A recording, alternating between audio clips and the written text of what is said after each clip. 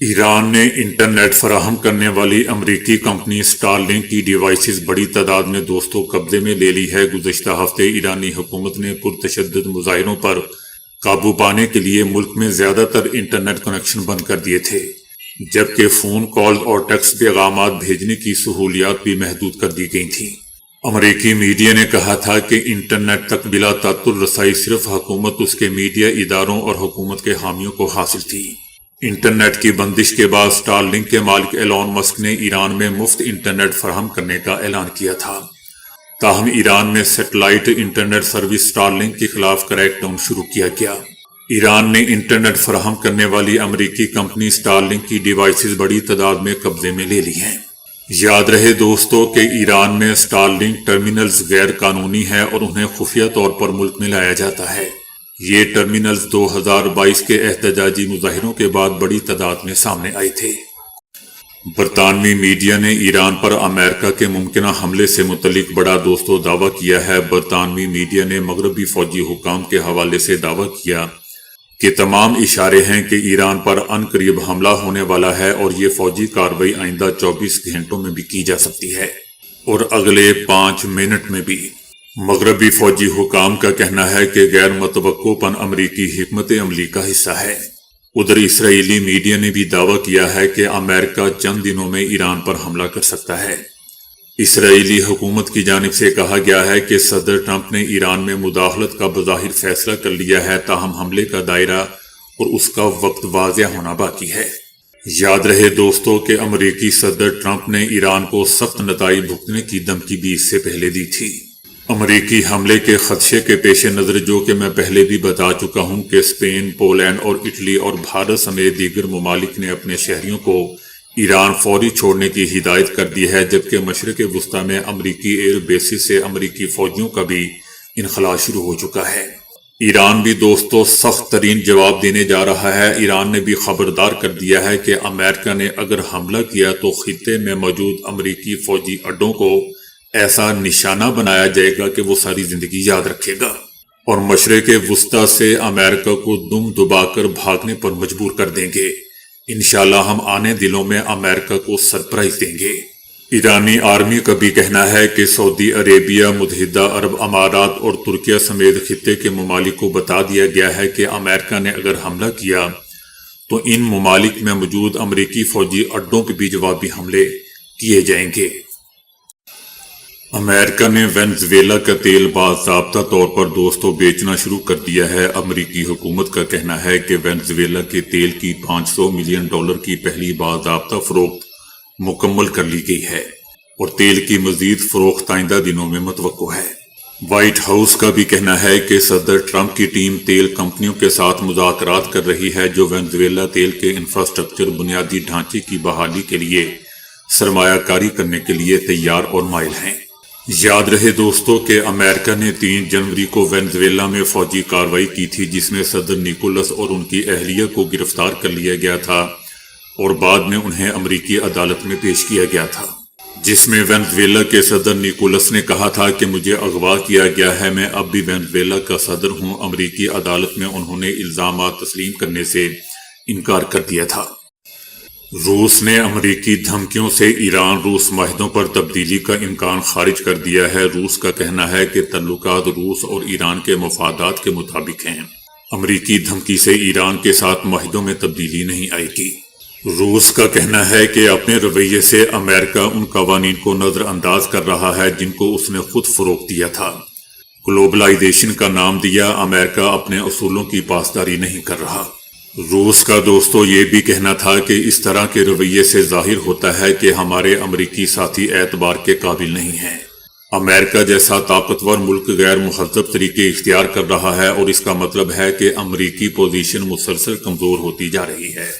یاد رہے دوستو کہ 2 دن پہلے امریکی صدر ٹرمپ نے کہا تھا کہ ایران کے ساتھ تجارت کرنے والے ممالک پر 25% ٹیرف عائد کیا جائے گا۔ امریکی صدر نے کہا کہ یہ حکم حتمی ہے اور اس اقدام کا اطلاق فوری طور پر ہوگا اور وہ تمام ممالک جو ایران کے ساتھ کاروبار کر رہے ہیں انہیں امریکہ کے ساتھ ہونے والی ہر قسم کی تجارت پر 25% ٹیرف ادا کرنا ہوگا۔ اس لیے دوستو روس امریکہ کو ناقابل اعتبار ملک قرار دے رہا ہے۔ ایران نے اپنی فضائی حدود عارضی طور پر بند کرنے کے بعد کھول دی ہے۔ ایران نے عارضی طور پر اپنی فضائی حدود ہر قسم کی پروازوں کے لیے بند کر دی تھی اور صرف بین الاقوامی پروازوں کو اجازت کے ساتھ فضائی حدود استعمال کرنے کی ایڈوائزری جاری کی تھی، کیونکہ ایران پر دوستوں کبھی بھی حملہ ہو سکتا ہے اور ایران نے بھی اپنے میزائلوں کو چوکس کر رکھا ہے۔ ایران نے فضائی حدود تقریباً 5 گھنٹے بعد بند رکھنے کے بعد کھول دی ہے۔ جیسا کہ ہم سب جانتے ہیں کہ ایران نے فضائی حدود اس لیے بند کی تھی کیونکہ امریکہ اور ایران کے درمیان کشیدگی بڑھ رہی ہے۔ اس کے علاوہ دوستو، امریکہ پہلے ہی اپنی کمرشل پروازوں کو ایرانی فضائی حدود استعمال کرنے سے روک چکا ہے۔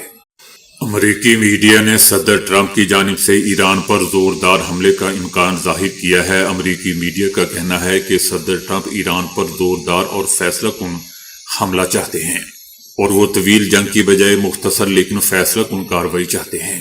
دوسری جانب دوستو، اسرائیلی آرمی چیف نے فوری دفاعی تیاریوں کا حکم دے دیا ہے۔ شمالی اسرائیل سمیت مختلف علاقوں میں بم شیلٹر کھلنا شروع ہو چکے ہیں۔ اسرائیل توقع کر رہا ہے کہ امریکہ ایران پر حملوں سے پہلے وارننگ دے گا۔ اس کے علاوہ جرمن ایئر لائن نے بھی اسرائیل کے لیے رات کی پروازیں بند کرنے کا فیصلہ کر لیا ہے، جو 19 جنوری تک بند رہیں گی۔ ایران میں سیکیورٹی صورتحال کے سبب امریکہ کے بعد اب اسپین، پولینڈ اور اٹلی نے بھی اپنے شہریوں کو ایران فوری چھوڑنے کی ہدایت کر دی ہے۔ ایران میں تقریباً 600 اطالوی شہری موجود ہیں، جن میں سے اکثریت دارالحکومت تہران میں مقیم ہیں۔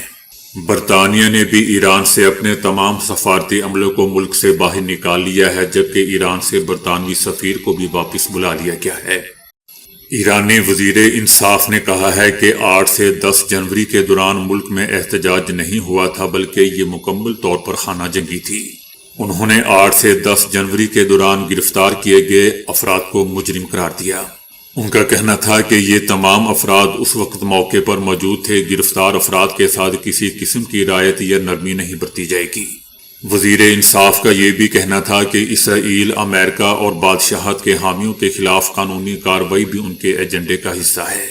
یاد رہے دوستو کہ ایران کی عدلیہ کے سربراہ غلام حسین محسنی نے بھی اس سے پہلے کہا تھا کہ گرفتار کیے گئے افراد کے لیے کوئی رعایت نہیں ہوگی اور انہیں جلد از جلد مقدمہ چلا کر سزا دی جائے گی۔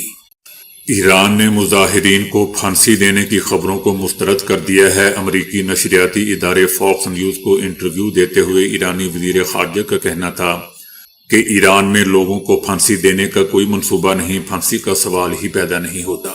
ایرانی وزیر خارجہ کا یہ بھی کہنا تھا کہ ایران میں معاشی مشکلات کے خلاف 10 دن تک پرامن احتجاج جاری رہا، جس کے بعد 3 دن تک تشدد ہوا، جو ان کے بقول دوستوں اسرائیل کی جانب سے منظم کیا گیا تھا۔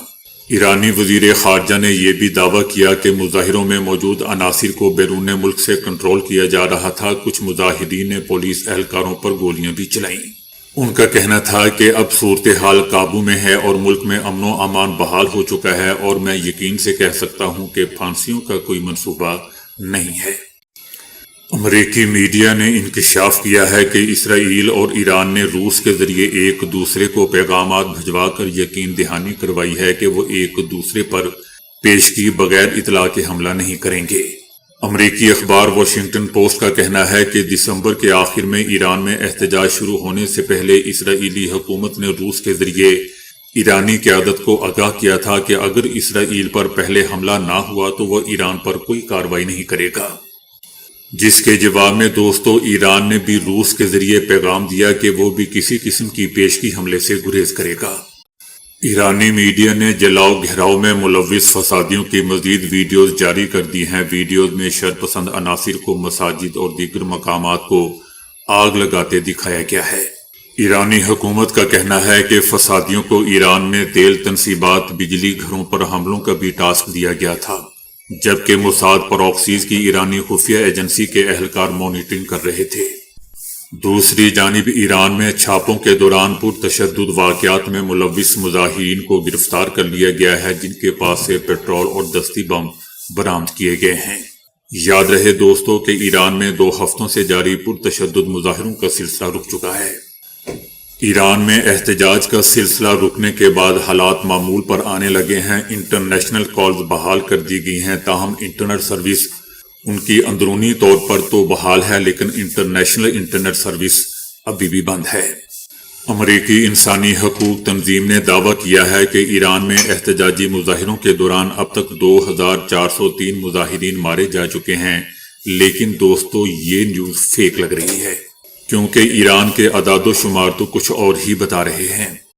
صدر ٹرمپ نے کہا ہے کہ ایران میں بڑے پیمانے پر پھانسیوں کا کوئی منصوبہ نہیں ہے۔ انہوں نے وائٹ ہاؤس میں گفتگو کرتے ہوئے کہا کہ یہ معلومات دوسری طرف کے بہت اہم ذرائع سے موصول ہوئی ہے کہ ایران میں اموات رک چکی ہیں اور پھانسیاں نہیں ہوگی۔ اگر پھانسیاں ہوگی تو اگر ایسا ہوتا ہے تو ہم بہت ناراض ہوں گے۔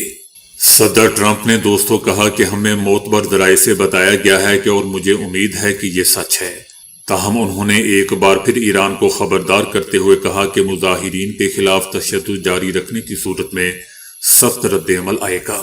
صحافی نے امریکی صدر سے جب سوال کیا کہ کیا ایران کے خلاف کارروائی اب خارج از امکان ہے، جس پر صدر ٹرمپ نے جواب دیا کہ ایران کا عمل دیکھیں اور جانچیں گے، لیکن ہمیں معتبر ذرائع سے اچھی خبریں مل رہی ہیں۔